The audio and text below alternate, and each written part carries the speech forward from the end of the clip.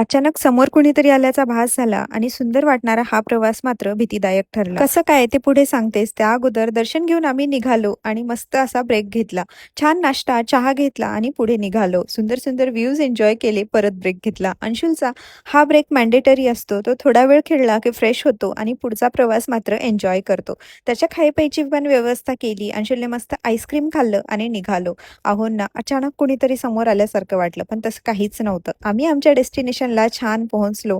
रात्री 10 वाजले होते म्हणून मी व्हिडिओ नाही घेतला. सकाळी छान मॅगी आणि चहाचा नाश्ता एन्जॉय केला या मस्त व्ह्यूजसोबत. अंशुलचा हा लुक कसा वाटतोय मला कमेंटमध्ये नक्की सांगा. आम्ही आलो होतो महाबळेश्वरला, पण आमचं डेस्टिनेशन मात्र वेगळं होतं. वातावरण इतकं सुंदर होतं की कायच सांगू. इतके सुंदर सुंदर व्ह्यूज. अंशुल तर खूप जास्त खुश झाला होता.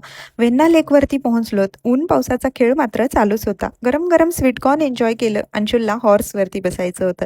छान असा राऊंड घेतला. तो खूप एन्जॉय करत होता. मला मात्र प्रॉपर हॉर्स रायडिंग करायची होती. नेक्स्ट टाइम करूयात. पुढे कुठे गेलो आणि काय काय मज्जा मस्ती केली हे नेक्स्ट